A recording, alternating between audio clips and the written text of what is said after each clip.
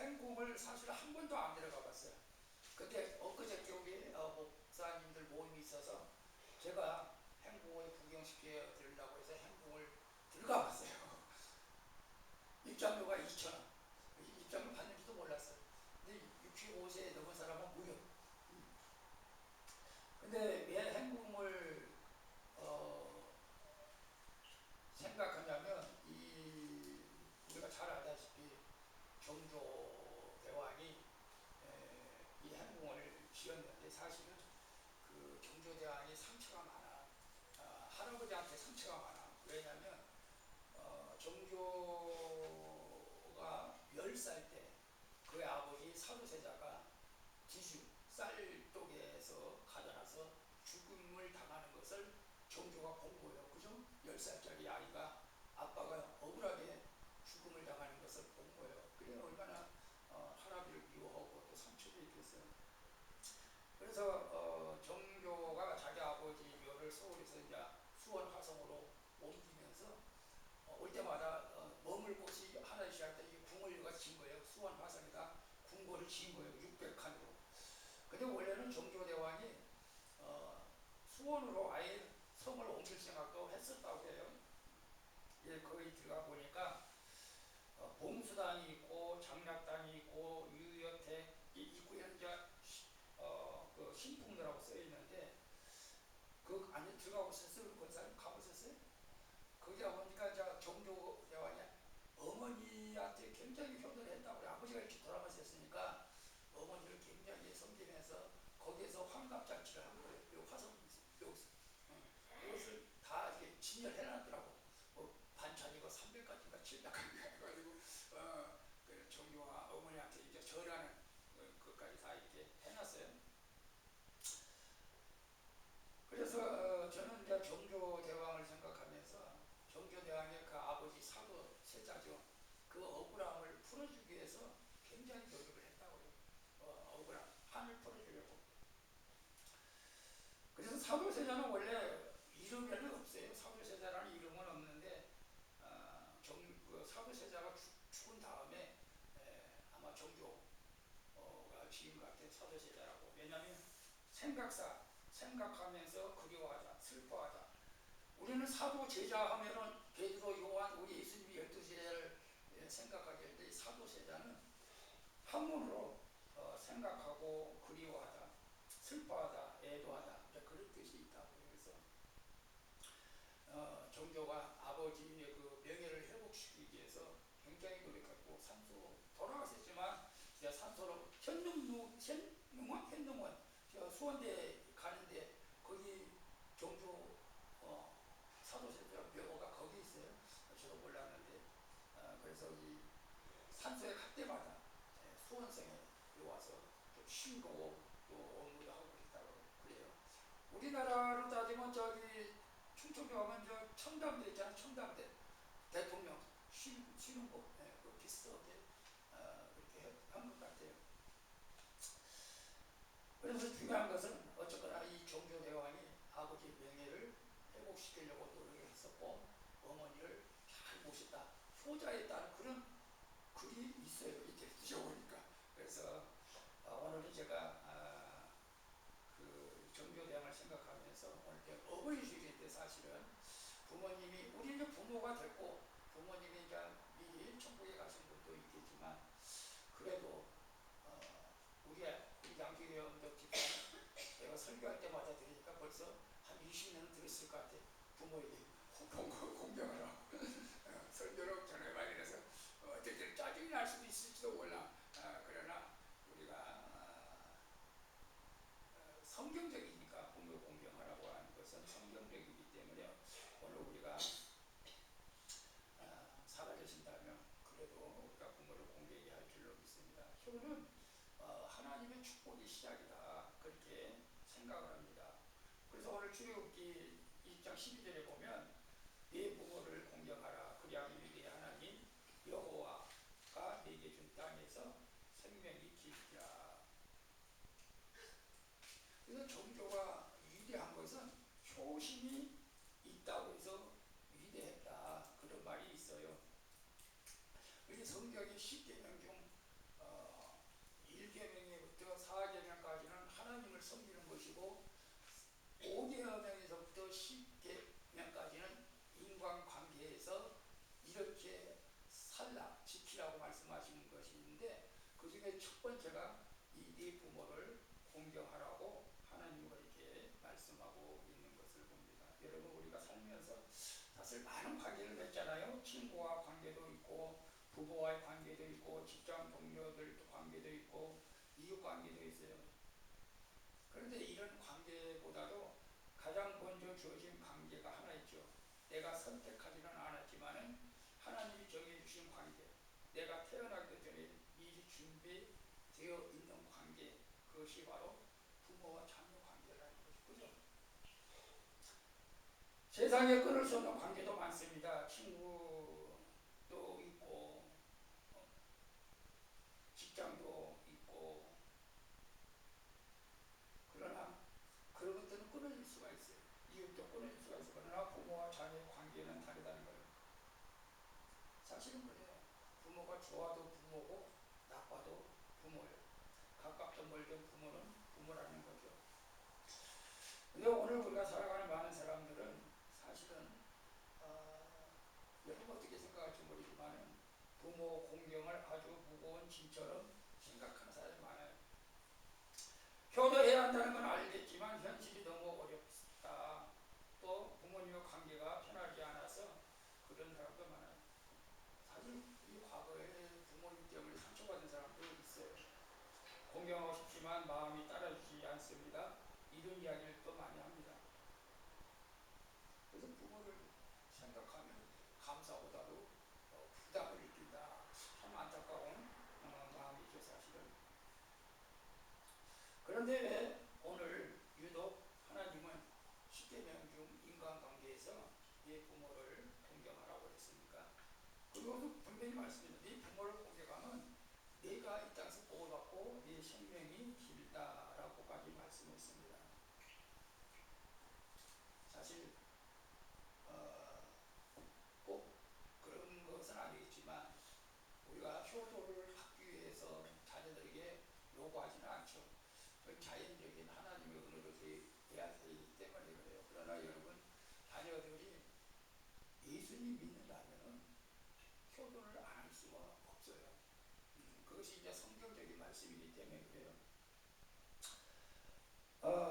어느 마을의 청년이 어려운 환경에서 자랐어요. 집안 형편도 넉넉하지 않았고 아버지는 성격이 무뚝뚝하고 어머니는 병이 있어서 약했어요.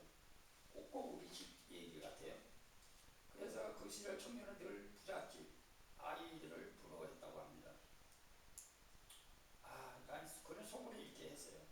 나는 왜 이런 부모를 밑에서 태어났을까? 그래서 부모 밑에 태어난 걸 후회하고 나이가 들어 직장을 얻어 도시로 간 후에도 부모를 찾지를 않았어요. 그냥 명절이고도 부모를 찾아오지 잘 않았어요. 그런데 어느 날 어머니가 아프다고 해서 병원으로 이제 찾아갔어요. 오래간만에 몇 년 만에 찾아갔어요. 병실에 누워 있는 어머니는 자신이 아픈 이야기보다 아들 얼굴 보면서 아이고 바쁜데 왔구나 고맙다 밥은 먹었니? 이렇게 말을 하니까 그 청년이 충격을 받았다고요. 자기는 오랫도록 부모를 외면하고 원망을 해 살았는데 어머니는 여전히 자기 걱정을 하고 있었다는 것을 깨닫게 된 거죠. 그날 이후 그는 바뀌기 시작했어요. 뭐가 바뀌었냐? 부모를 자주 찾아 뵙고 용돈도 드리고 말벗이 되어 주었다는 것이죠. 근데 그것이 중요한 것은 아니고 더 중요한 것은 그러면서 자기 자신이 변화가 된 거예요. 인간관계가 회복됐다 이거예요. 친구관계가 회복된 거예요.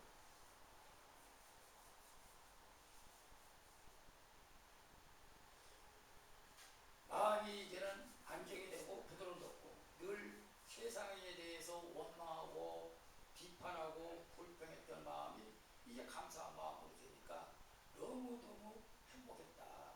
그런 이야기입니다. 여러분 부모를 공경한다는 것은 부모를 위한 것이 아니다. 나 자신을 위해서야. 나 자신. 부모 공경 먼저 자녀의 영혼을 하나님이 다룬다는 거예요. 부모를 존중하는 마음이 들어갈 때 사람은 자기 중심에서 빠져나오게 되는 거예요.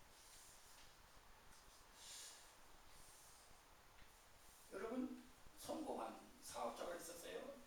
그 누구나 부러워할 만큼 돈도 많이 벌었습니다. 별장도 있었고 넓은 집도 있었고 안정된 사업도 있었고 사람들한테 인정도 받았어요. 그런데 그의 마음은 늘 공허하고 불안했다고 합니다. 왜냐하면 가족과의 관계가 어딘가 메말라 있었기 때문에 그렇습니다. 어느 날 그 어린 친구가 그렇게 묻습니다. 넌 돈도 그렇게 많으니까 행복하겠다. 그러니까 그는 행복하지 못하다고 했습니다. 그러던 중에 이제 아버지가 돌아가셨어요. 아버지 장례를 치르게 되었습니다. 아버지 장례를 치르면서 아버지 소품을 수첩을 발견했어요. 수첩을 하나 발견해가지고 그 수첩을 열어보니까 수첩에는 자녀들의 생일, 자녀들이 뭘 좋아하는 건지, 음식, 그리고 자녀들의 습관, 그리고 자녀들을 위한 기도 제목이 그 수첩에 다 이렇게 빼곡하게 적어져 있었습니다. 그 성공한 사업가는 수첩을 붙들고 한참 울었다고 그렇게 말합니다.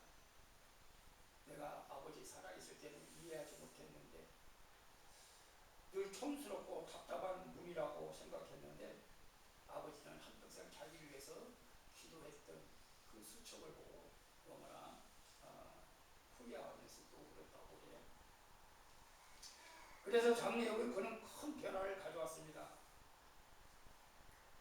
종교 대왕처럼 아버지가 그렇게 빨리 잃었지만 어머니를 아주 지극한 효성으로 해경궁 종교 어머니가 모셨어요.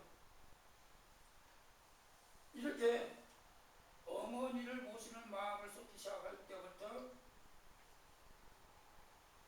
그 삶이 달라지는 거예요.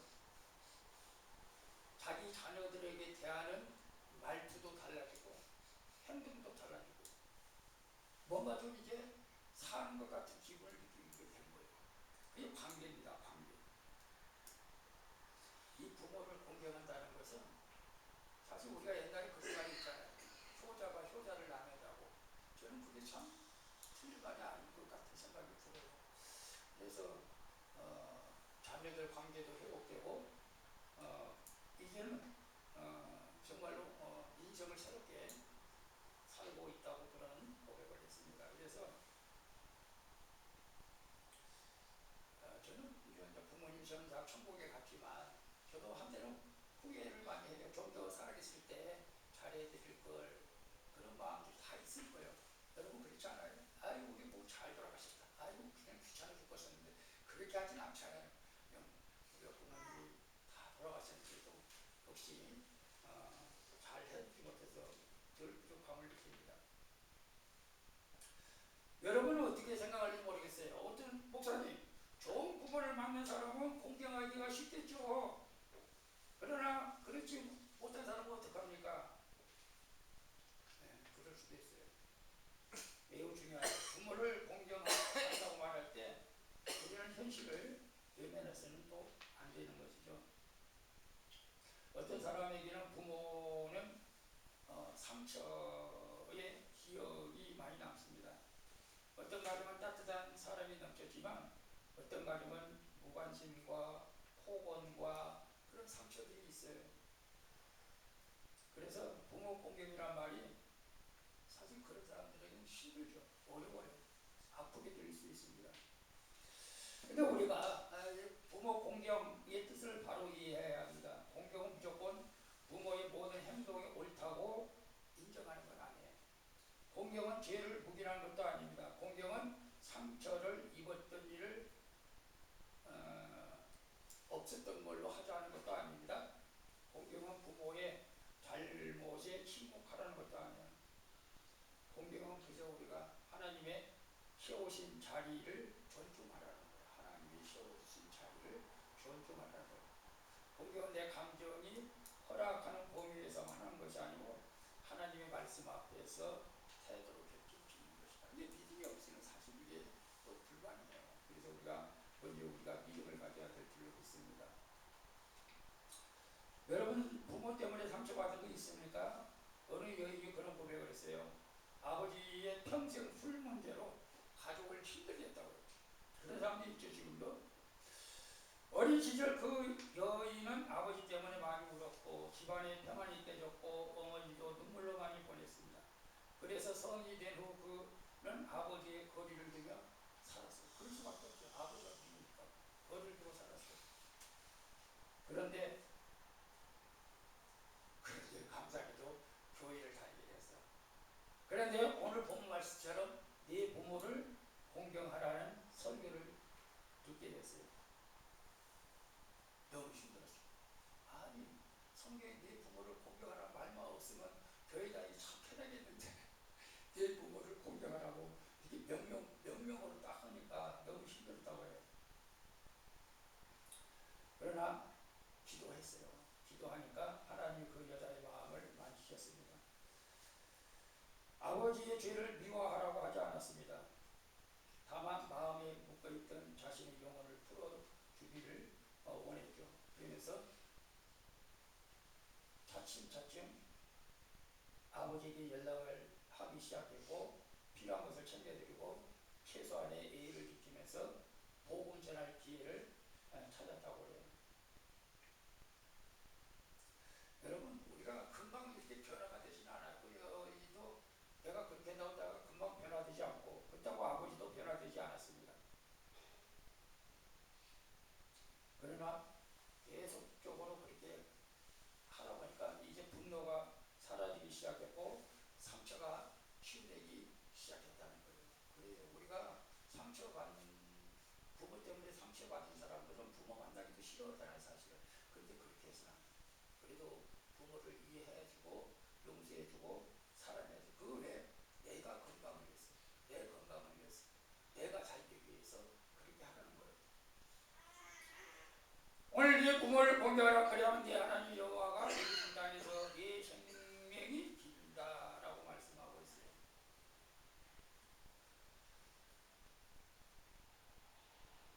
대부분 많은 사람들은 여기 있는 사람은 그렇게 생각하지 않지만 부모를 공경하는 무슨 대가를 바라느냐라고 생각할 수도 있습니다. 또 반대로 부모를 공경하면 손해라고 생각할 수도 있습니다. 부모를 공경하려면 돈도 있어야 되고 시간도 있어야 됩니다. 희생도 있어야 됩니다. 그래서 손해라고 합니다. 그런데 부모를 공경하는데 무슨 대가가 있냐라고 따질 수도 있습니다. 그러나 성경은 오늘 분명히 우리에게 말씀하고 있습니다. 어떤 대가가 있느냐?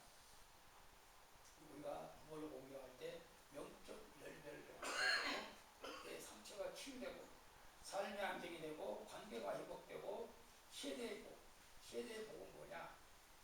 내 자녀가 또 나를 그렇게 공경하게 된다는 거예요. 그래서 우리는 부모를 싫든 좋든 공경해야 합니다. 그리고 내 생명의 길이라 그것이 대가일 수도 있어요. 부모를 공경하는 자에게 장수하는 복을 주신다고 약속했어요. 더 넓게 보면 하나님의 신 땅에서 안정되고 보존되며 평안하게 살아가는 것, 이게 효자들에게 주는 복이라고 말을 할 수가 있습니다. 한 가지 예만 더 드리고 마실게요. 학교에서 문제아로 찝혔던 아이가 있었어요. 선생에게도 반항하고 친구들하고도 자주 싸우고 공부도 제대로 못하고 그 인생이 점점 거칠어갔어요.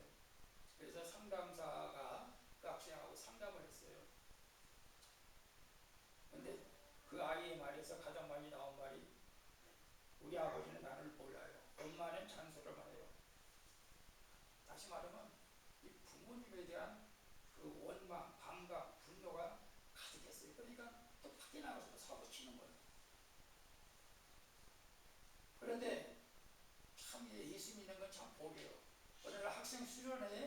수련회를 갔어요. 학생들 수련회 가서 은혜 받는 학생들 많아요. 거기서 성령을 받았어요. 말씀을 듣다가 자기 부모를 위해서 기도하면서 울기 시작했어요.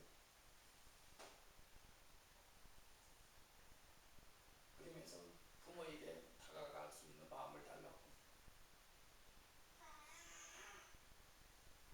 그래서 부모에게 다가갔어요.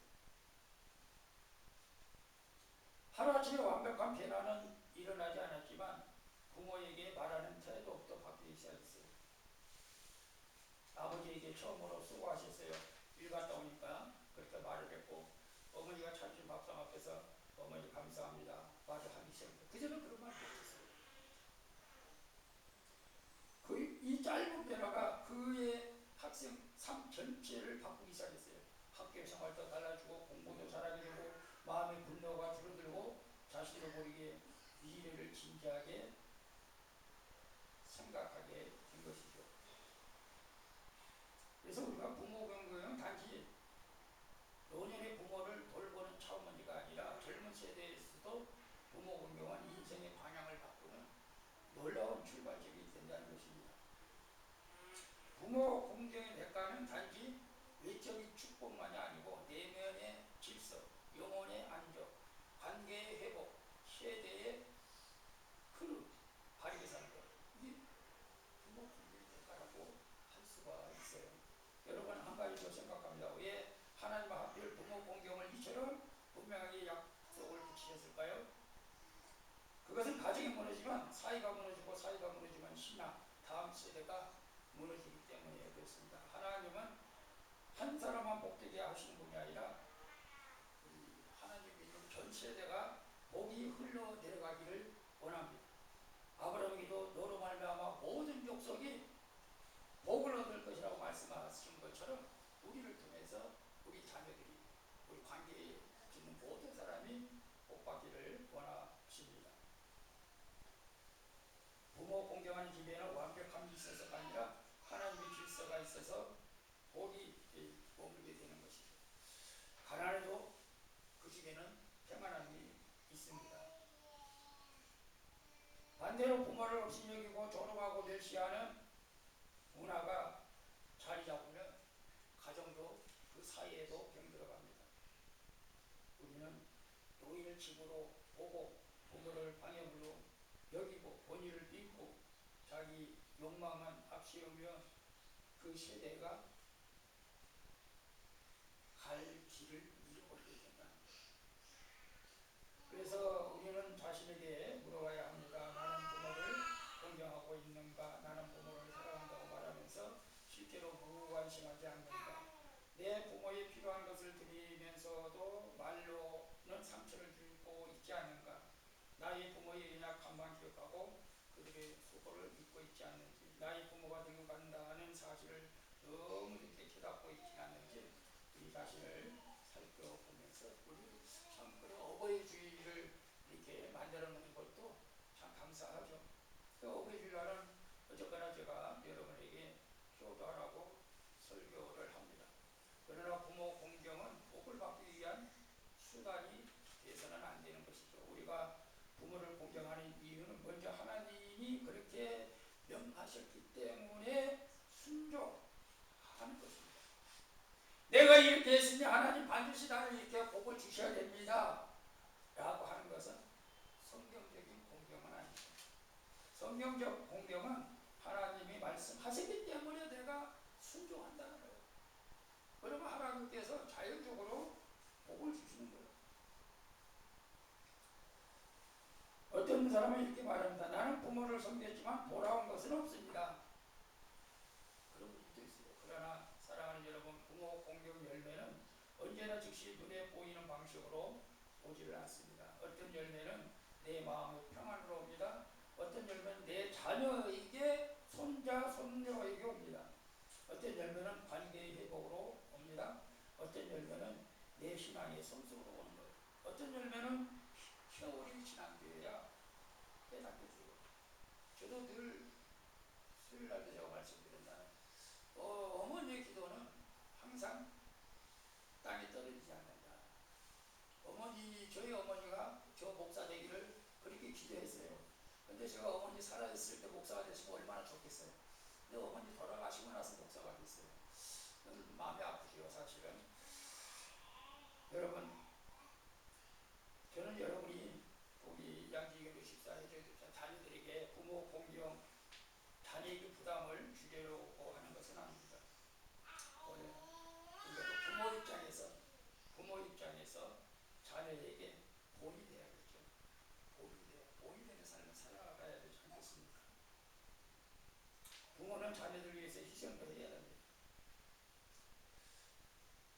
오늘 이 자리에 계신 우리 권사님, 집사님, 또 부모님, 또 세상을 떠난 분도 있죠. 여러분 그렇지 않아요? 우리 장모님 세상을 떠났지만 살아있을 때 좀 더 잘해드릴 걸 하는 아쉬움도 있습니다. 그러나 우리 지금부터라도 우리 살아있는 부모를 끝까지 사랑하는 마음으로 공경할 수 있기를 바랍니다. 부모 공경에는 대가가 있습니까? 하나님 그리하면이라고 약속하셨습니까? 라고 질문합니다. 그 이유는 부모 공경이 단지 인간의 미덕이 아니라 하나님의 주시는 신용이기 때문에 우리가 하는 거예요. 대가는 분명히 있습니다. 그 대가는 여러 가지로 나옵니다.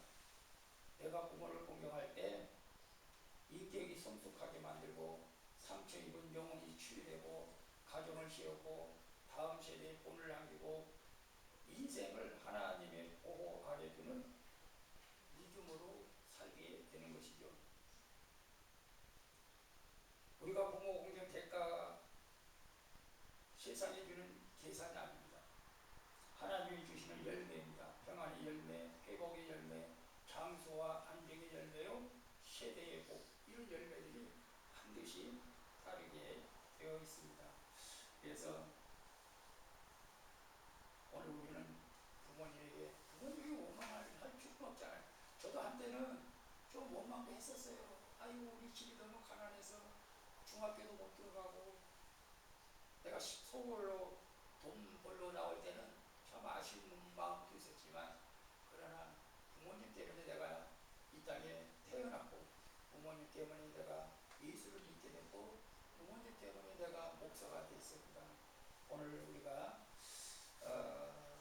이제 부모님들이 천국에 가신 분도 있지만 아직도 여전히 우리는 자녀들을 이제 사랑으로 섬기고 기도하며 그런 부모로 살아갈 때 하나님께서 기뻐하시고 또 공경받는 부모가 될 줄로 믿습니다. 우리 모두 그런 자가 되어지기를 예수님의 이름으로 축복합니다. 기도하겠습니다. 사랑과 은혜가 풍성하신 하나님 아버지, 오늘 네 부모를 공경하라 하신 말씀 앞에 우리를 세워주시기 감사합니다. 우리의 삶을 돌아보게 하시고 부모를 향한 우리의 태도를 다시 보게 하여 주옵소서. 부모에게 감사하지 못했던 마음, 무관심했던 태도, 상처로 인해 닫혀있던 마음이 있다면 주님 용서하여 주옵시고 우리에게 순종하는 믿음